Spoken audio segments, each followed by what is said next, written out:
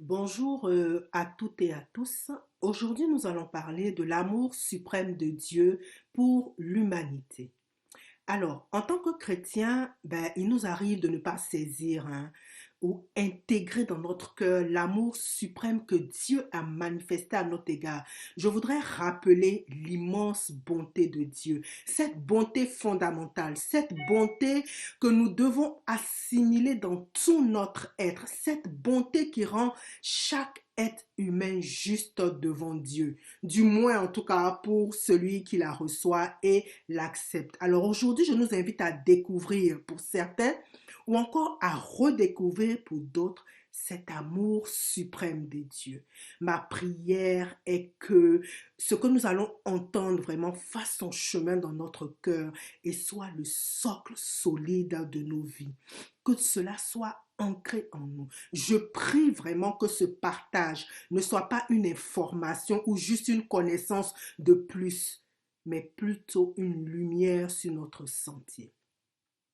Alors, en toute humilité, disposons nos cœurs afin de recevoir ce que le Saint-Esprit veut nous communiquer aujourd'hui. Alors, concernant l'amour suprême de Dieu pour l'humanité, tout a commencé au commencement, c'est-à-dire dans le livre de Genèse chapitre 1 à chapitre 3, concernant ce que nous allons partager aujourd'hui. Donc, on voit d'abord que Dieu créa les cieux et la terre, toute la végétation, les animaux. Il a tout organisé et la parole de Dieu nous dit il a trouvé que cela était bon. Donc, les 5 premiers jours, quand il a fait la création, il a tout posé, il a trouvé que cela était bon. Puis au 6e jour, au jour 6, Dieu dit en Genèse chapitre 1, versets 26 à 28, on le lit.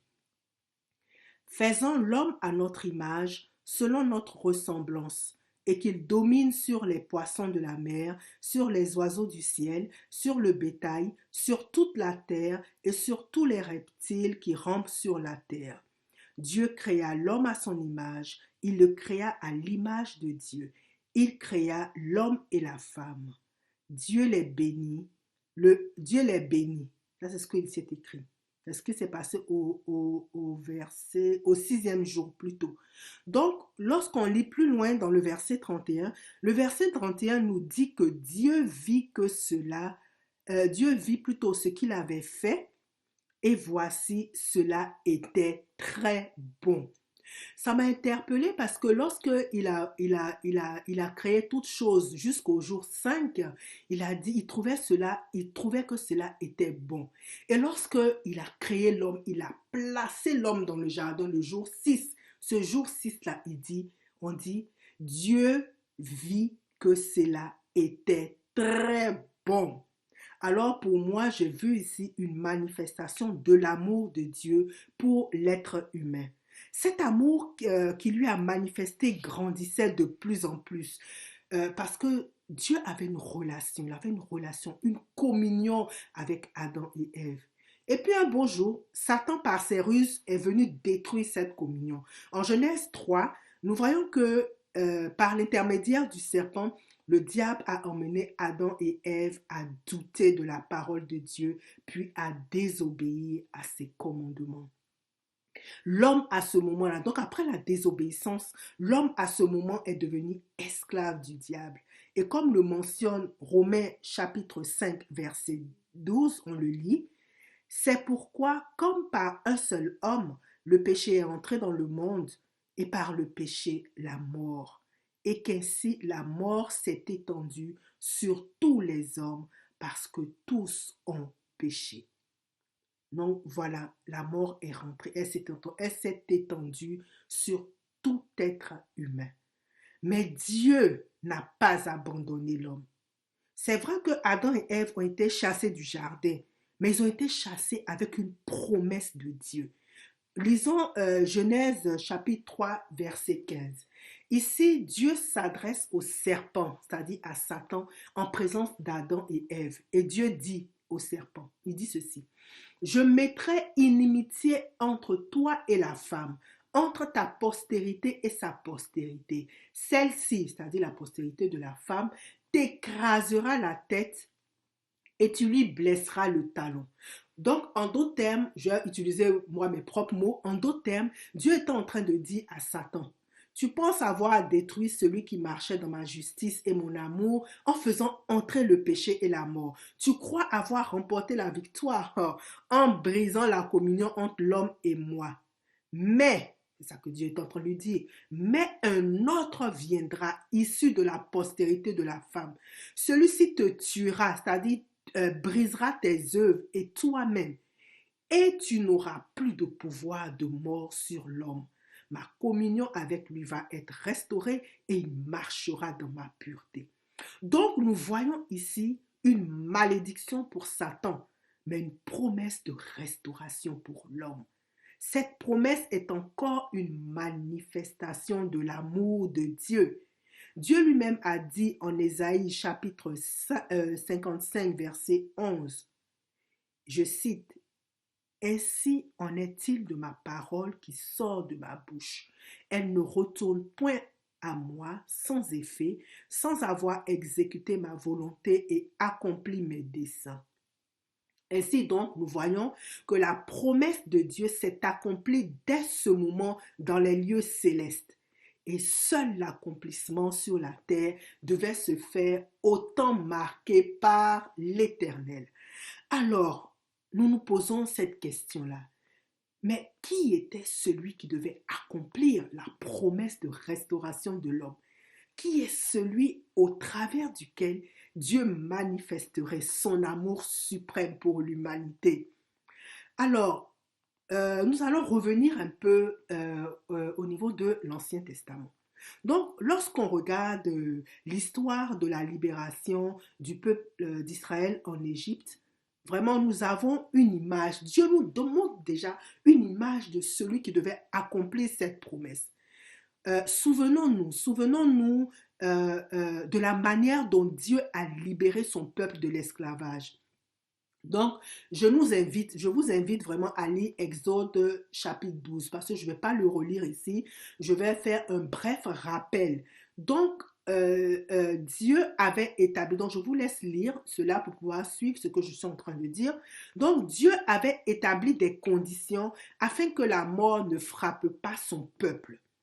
Donc, les conditions qu'il avait établies, ça c'était lorsque il a annoncé la dernière plaie, il avait dit que tous les premiers-nés allaient mourir. Voilà. Donc, il avait établi des conditions pour ne pas que justement la mort frappe son peuple, c'est-à-dire les Israélites. Donc, il a dit ceci, il a dit que chaque famille devait aller prendre un agneau sans défaut mâle. L'agneau devait être immolé et son sang devait être mis sur les deux poteaux et le linteau des portes des maisons. Et enfin, le peuple devait manger l'agneau dans les maisons avec des pains sans levain et des herbes amères.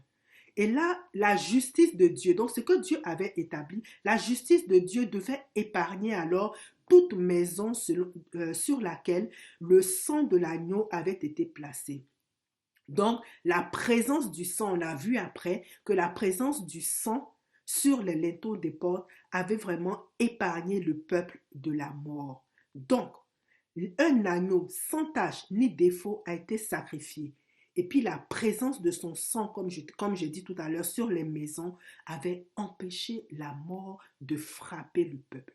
Donc, cet agneau était une préfiguration. Une préfiguration, c'est-à-dire annonçait ou encore symbolisait à l'avance. Donc, cet agneau était une préfiguration de celui qui viendrait restaurer ce qui avait été brisé dans le jardin d'Éden. C'est-à-dire ce qui avait été brisé, c'était la communion avec Dieu, c'était la vie qui avait été brisée dans le jardin. Alors, je vous encourage vraiment à visionner la vidéo sur la Pâque de l'Éternel. Je vais mettre le lien en commentaire. Cela va vous permettre en fait de mieux comprendre de façon approfondie ce que je viens de dire concernant le fait que concernant l'agneau qui était une préfiguration de celui qui viendrait restaurer la communion de l'être humain avec Dieu. Alors, nous allons lire Romains chapitre 5, versets 12 à 17. En fait, qui fait un résumé déjà de ce que nous avons précédemment partagé en Genèse. Mais cela il nous révèle aussi, dans ce qu'on va lire, cela va nous révéler clairement et sans ambiguïté celui qui a manifesté l'amour suprême de Dieu pour chacun de nous. Alors, lisons Romains chapitre 5, versets 12 à 17. Ok. Le péché est entré dans le monde à cause d'un seul homme, Adam, et le péché a amené la mort.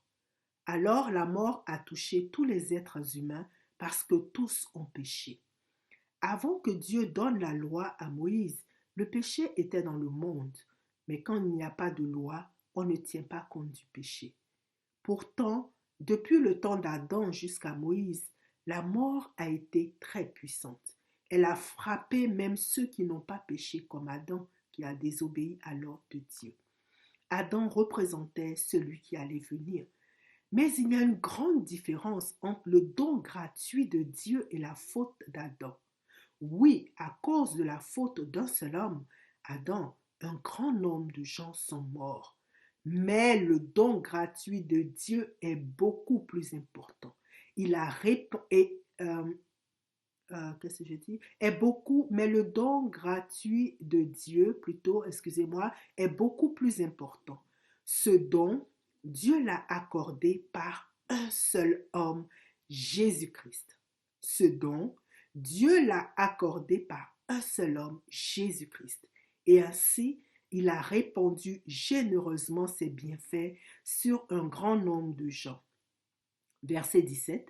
Le don de Dieu produit un autre résultat que le péché d'un seul homme. En effet, après le péché d'un seul Adam, le jugement de Dieu a eu pour résultat de condamner les êtres humains. Au contraire, le don gratuit de Dieu a eu pour résultat de les rendre justes malgré leurs nombreuses fautes. Verset 17. Oui, par un seul homme, par la faute d'un seul, la mort a frappé tout le peuple.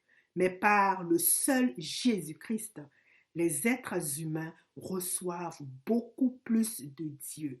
Il leur donne gratuitement ses bienfaits et il les rend justes. Par le Christ, ils vivront et ils seront rois avec lui. Alors, nous voyons donc à travers ce passage que Jésus-Christ est la bonté suprême de Dieu pour chaque être humain, créé à l'image et à la ressemblance de Dieu. Par Jésus, nous ne sommes plus esclaves du péché. Nous ne sommes plus sous le pouvoir du péché. Donc, nous ne sommes plus destinés à la mort.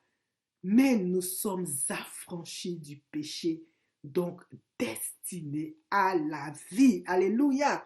Nous comprenons aussi à travers, dans ce passage, que nous sommes tous pécheurs et que sans le don gratuit de Dieu, nous sommes voués plutôt à la mort. Mais l'amour suprême de Dieu pour toi, pour moi, pour chaque humain créé à son image et à sa ressemblance, a été scellé par le don de Jésus-Christ. À travers le Christ, Dieu nous voit juste. Alléluia, alléluia, Seigneur, tu es bon. Donc, dans ce passage que nous venons de lire, il y a trois mots-clés qui sont utilisés. On parle de péché, de mort et puis le mot juste. Alors, je crois qu'il est important quand même de les définir afin de mieux comprendre le texte que nous venons de lire d'une part et puis d'autre part aussi afin de saisir la profondeur de l'amour de Dieu pour nous et le rôle vital de Jésus-Christ dans nos vies. Alors, le péché, lorsque j'ai regardé, le péché est défini en fait comme ce qui est mal. Il est défini aussi comme une violation de la loi divine en pensée, en parole, en acte ou par omission. Et le péché veut dire aussi manquer le chemin de la droiture et de l'honneur.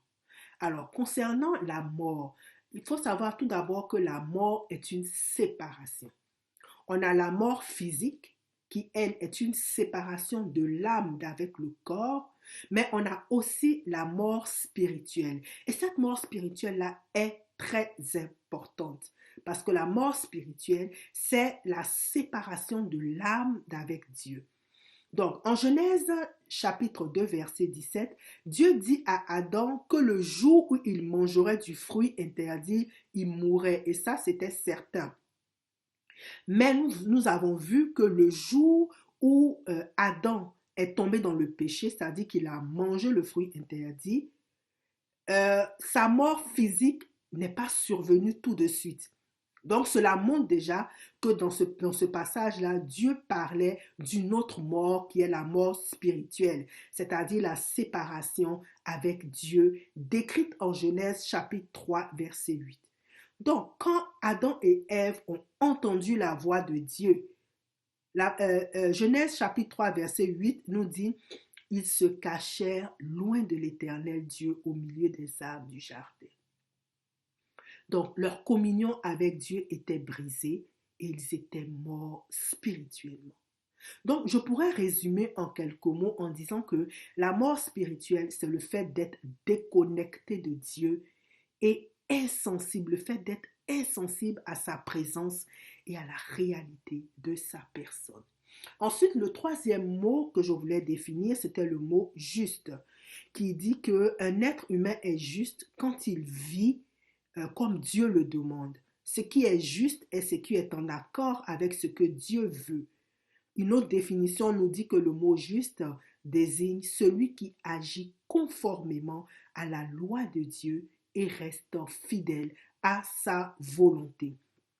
Donc, pour résumer en fait cette première partie qui nous a montré que Jésus est celui au travers duquel Dieu a manifesté son amour suprême pour l'humanité. Nous allons lire en fait Romains chapitre 5 verset 21 dans la version Parole de vie qui dit: Autrefois, le péché avait tout pouvoir pour donner la mort. De même, maintenant, la bonté de Dieu a tout pouvoir pour rendre justes les êtres humains. Et ainsi, nous pouvons recevoir la vie avec Dieu pour toujours par Jésus-Christ, notre Seigneur. Alléluia. Amen, amen. Alors, quel était alors le processus, quel a été le processus utilisé par Dieu à travers Jésus pour nous sauver de la mort spirituelle? Là, c'est ce que nous allons voir maintenant. Donc, comme nous l'avons vu précédemment, la conséquence du péché, c'est la mort spirituelle, c'est-à-dire la séparation d'avec Dieu. Alors, dans l'ancienne alliance, le pardon et la purification de Dieu étaient vraiment le processus plutôt établi par Dieu pour restaurer la communion lorsque le peuple avait péché. Donc, pour ce faire, en fait, un animal sans tache, un animal sans tache et pur, je vais dire, était immolé et puis son sang était utilisé, était versé sur l'autel ou sur le peuple pour le rachat des péchés. Alors, nous allons lire 2 Chroniques, chapitre 29, verset 24, qui dit que les sacrificateurs les égorgèrent et répandirent leur sang au pied de l'autel en expiation pour les péchés de tout Israël. C'était pour tout Israël que le roi avait ordonné l'holocauste et le sacrifice d'expiation. Lévitique chapitre 16 verset 30 aussi rajoute aussi, nous donne une illustration et dit: car en ce jour on fera l'expiation pour vous afin de vous purifier. Vous serez purifiés de tous vos péchés devant l'Éternel. Donc, de la même façon, Christ s'est offert comme victime expiatoire afin de racheter chaque être humain de la mort. Et cela devait passer par sa mort, sa propre mort, sa mort sur la croix. Donc Jésus-Christ nous a rachetés de ce monde et puis de toute iniquité, nous purifiant par son sang qui était le prix vraiment de notre rachat, du rachat du genre humain, du rachat des péchés. Alors, rappelons que lors de son dernier repas avec les disciples, le jour de la Pâque, Jésus lui-même a dit en Matthieu 26, chapitre 28, ceci est mon sang, le sang de l'alliance de Dieu. Il est versé pour un grand nombre de gens pour le pardon des péchés. Donc, à cause de l'alliance de sang, un échange a eu lieu. Jésus a pris notre mort et nous a donné sa vie à la place. Mais alors, une autre question, qu'est-ce qui a poussé Jésus à aller sur la croix, à souffrir tout ce qu'il a souffert? Lorsqu'on lit toute la Bible, la réponse nous est donnée. C'est l'amour. C'est l'amour. Par amour, Dieu a envoyé son Fils mourir pour nous. Jésus a volontairement souffert la mort sur la croix, prenant notre péché sur lui afin que nous soyons rachetés. Il est devenu péché pour nous afin que nous puissions devenir justice de Dieu en lui. Par amour, Jésus a répandu son sang afin que nous puissions être sauvés. On va illustrer cela en lisant Philippiens chapitre 2 versets 6 à 8 qui dit « Jésus, existant en forme de Dieu, n'a point regardé comme une proie à arracher d'être égal avec Dieu. » Mais s'est dépouillé lui-même en prenant une forme de serviteur, en devenant semblable aux hommes et ayant paru comme un simple homme, il s'est humilié lui-même, se rendant obéissant jusqu'à la mort, même jusqu'à la mort de la croix. Alléluia! Quel amour manifesté pour toi, pour moi, pour chaque être humain. Christ était en forme de Dieu, mais il a pris la forme de l'homme. Celui qui était l'égal de Dieu devint l'égal de l'homme. Il était le Créateur et le Seigneur, mais il devint créature et serviteur. Celui qui était Dieu devint homme et chair. Christ a été fait chair. Il est né sous la loi. Il a été fait malédiction. Notre iniquité est tombée sur lui. Dieu l'a fait devenir péché pour nous. Quand Jésus est mort sur la croix, il a payé la rançon de nos péchés. Par voie de conséquence, le pardon et la vie éternelle ont été rendus possibles pour tous ceux qui par la foi acceptent son sacrifice. Nous allons lire vraiment pour illustrer cela Romains chapitre 5 versets 8 à 9 qui dit ceci. Mais voici comment Dieu a prouvé son amour pour nous. Le Christ est mort pour nous. Et pourtant, nous étions encore pécheurs. Maintenant, son sacrifice nous a rendus justes. 1 Jean chapitre 4 dit ceci. Et cet amour consiste non point en ce que nous avons aimé Dieu, mais en ce qu'il nous a aimés et a envoyé son Fils comme victime expiatoire pour nos péchés. Jésus, alléluia, Jésus est le don gratuit de Dieu à l'humanité. Par lui seul, Dieu nous donne gratuitement ses bienfaits et nous rend justes. Comme Jean-Baptiste pouvait le dire en Jean chapitre 1 verset 29. Il a dit, Jean-Baptiste, il a dit, voici l'agneau de Dieu qui ôte le péché du monde. Donc, par Jésus, amour suprême de Dieu, nous sommes pardonnés et purifiés de tout péché. Nous ne sommes plus esclaves du péché en lui. Nous ne sommes plus esclaves du péché. En lui et en lui seul, nous pouvons vivre d'une manière droite, même si le diable est constamment autour de nous pour nous tenter. Oui, c'est garanti. Oui, nous pouvons remporter la victoire sur le péché. Comment? En soumettant notre volonté à Christ qui nous assurera la victoire. Comment? Comment pouvons-nous remporter la victoire sur le péché? En pratiquant aussi Éphésiens chapitre 6 verset 10 à 11 qui dit Au reste, fortifiez-vous dans le Seigneur et par sa force toute puissante. Revêtez-vous de toutes les armes de Dieu afin de pouvoir tenir ferme contre les ruses du diable. Et les versets 12 et 18, en résumé, je ne vais pas les lire, mais je vais faire un résumé. Dans les versets 12 et 18, l'apôtre Paul nous parle, bien sûr, de la nécessité de se revêtir de toute l'armure de Dieu. Mais cette armure-là, elle se compose de 7 parties et constitue vraiment la garantie de notre victoire. Cette armure renferme la vérité, la justice, l'évangile de paix, la foi, le salut, la parole et la prière. Je vous invite donc à lire et à méditer sur ce texte afin de pouvoir vous approprier les armes qui vont conduire chacun de nous à la victoire sur le péché, à la victoire sur l'ennemi à travers Jésus-Christ. Alors, je vais m'arrêter ici pour ce sujet, bien que je sois consciente vraiment qu'il y a d'autres aspects à développer concernant la manifestation de l'amour de Dieu pour chaque être humain créé à son image et à sa ressemblance. Je prie vraiment que cette vérité qu'on a partagée aujourd'hui prenne racine dans notre cœur et produise un changement dans notre regard par rapport plutôt à l'amour suprême de Dieu. Je voudrais vraiment nous encourager à ne pas faire de ce qu'on a entendu une information supplémentaire. Vraiment, vraiment. Le Saint-Esprit a fait sa part en te permettant d'écouter aujourd'hui cette vidéo.